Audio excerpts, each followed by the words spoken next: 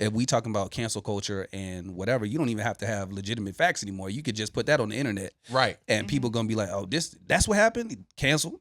You lose your job, all type of stuff, right away. So I feel like now is more a better time than any if you've had that experience to be able to speak your truth and say, and you'll definitely have the ears of the public with all the sensitivity around this, this issue right now. So I just always advocate for that. But I definitely, just in these situations about the court system, about people not going to jail and stuff like that, or not receiving justice, is how we end up in situations like with Rodney Hinton Jr., where people stop losing faith in the system. And they start doing their own justice. I start finding justice in my own way because I don't believe that people going to speak up on my behalf. I don't believe people are going to tell the truth. I don't believe that people who witnessed it are going to have the balls enough to speak up and stand firm on what happened because they would try to protect themselves, whatever it may be.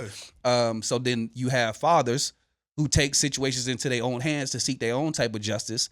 And that's what happened, in the case of Rodney Hinton, because it was reported that his son was killed by police in pursuit because he brandished a weapon or whatever it is. But when you look at body cam footage of the situation, they weren't even out there long enough to even display that he did have the gun and pointed it at the officer or whatever. It was just like a quick, I see somebody running, I'm going to shoot. That's right. And then it was reported, he showed the gun to me or whatever. But no body cam footage can show in any direction that that's what happened. And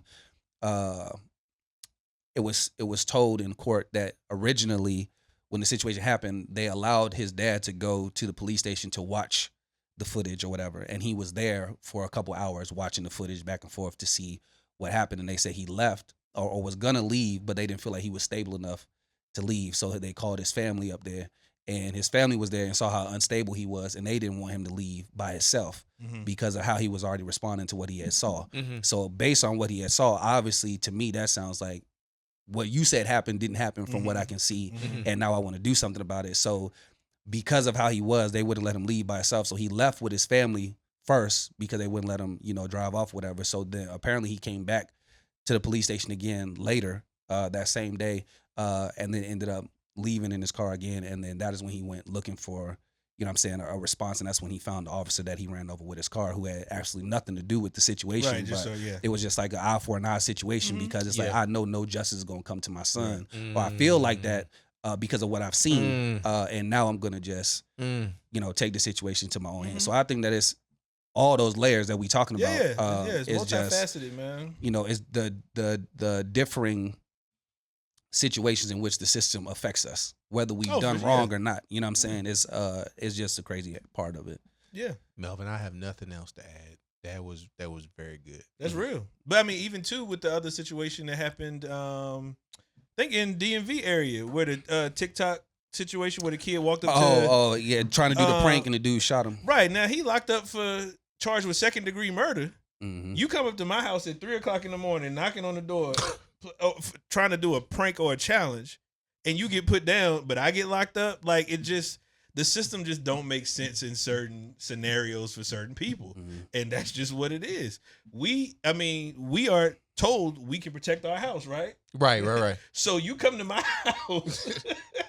I handle and not losing sight of obviously somebody lost their life, etc. But we're not talking about the concept of the stupidity as to why it went down that way. Right. So you do something stupid, I respond, but then I get held accountable for my response because you did something stupid to me in my space, etc. Like it just doesn't make sense, man.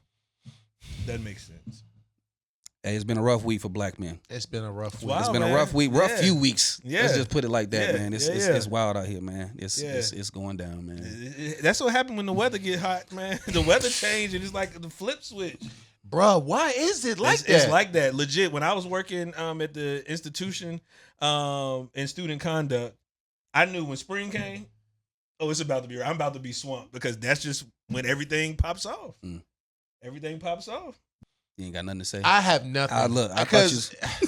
Bro, I'm just so overwhelmed because you hit the nail right on the head. It's just like there needs to be justice, but the way that the system's set up, it's a great chance. You talk about percentages. Yeah, it's a better chance of me hitting the Mega Millions.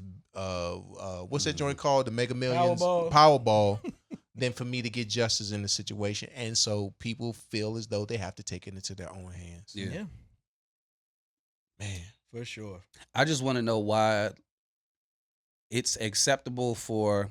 So in that situation, right, police always show force with each other. Of course. Like we gotta stand tall together, whatever. So when he had his arraignment, the courtroom was full of cops. Yes. Everyone showed up to, Uh-huh. intimidate him in the situation, whatever it was. But they wouldn't let his family come forward to be, to be able to see him without causing, a problem or whatever like that. But it's acceptable for them to flood the courtroom and have no connection to the case.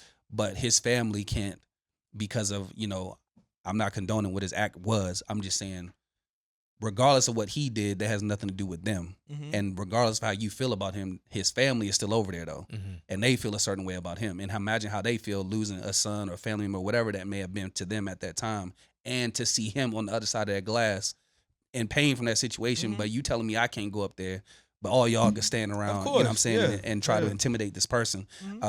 And I'm not gonna say I saw myself in the situation, but that first arraignment when he was walking out the courtroom and he like held his head up looking everybody in the eye as he was walking out, because they were trying to intimidate him. Right. And he basically was like, y'all not gonna shake me in this situation because, you know what I'm saying, I'm standing on that. I felt that in my whole soul because I wouldn't even know how to act as a father if I felt like somebody did something to my son and I couldn't do nothing about it. Right. Like I just feel like it would put you in a different headspace. And I don't think anyone is. I'm not gonna say anyone. I don't think that most people are considering that aspect of things. Like we give people space for every other thing. Just like, they're not apples. It's not apples to apples. It's apples to oranges. The comparison that I'm about to make, but we can empathize and understand Cassie's situation about what she was going through and how that could have affected her mind and the decisions that she made or didn't make based on the pressure that she was getting from Diddy and some of the other situations that she was in.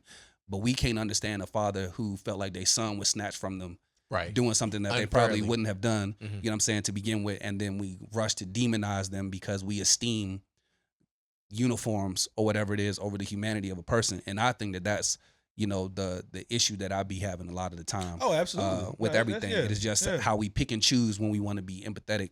That's the American way. People That's about the certain American situations. way. And that's what's so unfortunate about it. Because as you mentioned, they gonna come together regardless. As far as with this, with the Rodney situation, but it's sad because again, it goes back to, and Mel might be a DEI consultant for real because he really be talking to it without talking to it. So when you talk about aspects of belonging, right? We talk about wanting to belong. That's why there is no connection, because people don't try to understand what somebody else is going through, and that is a part of a diverse experience, diverse understanding, being inclusive and understanding, etc. So it's a broad stroke of the brush, but it really falls in line with that. People just simply pick and choose what they feel is should be elevated to a level of care and understanding, and what's not. And unfortunately, the experience of a lot of Black and brown people just don't elevate to that, and that's just what it is. Is it recorded? It is recorded. All right, Lay's gone. Watch what I do. D's podcast, take 10 on Melvin. Hey, what's going on? It's your boy Melly Mel, aka Melly Badass, aka Meek Mel, aka your favorite truth teller, aka if you don't want to know, don't ask me. Hey, real quick before you do anything else, hit subscribe on this video. Go ahead, push the button. You're here every week. I know you like being here. You like what we doing. I see you in the comments. I see you engaging. Go ahead and subscribe, man. That way you'll get first alerts every time we drop a new episode. After you hit subscribe on this video, do me another favor. Continue to do what you've been doing. Engaging, liking, commenting, laughing, joking, joining in with us. Let YouTube know that you care about what we doing, that you like these videos, so that way we can get pushed up to the top of that YouTube and get y'all to see us more often. After you do that, do me another favor. Tell somebody about this podcast, man. Tell your brother, your cousin, your nephew, your father, anybody that you know that you feel like would benefit from this. Get the word out there, man. Tell them about it. Tell them how good of a time that you having. Tell them about these real conversations that we getting into, because we want to have more group chat vibes. You know what I'm saying?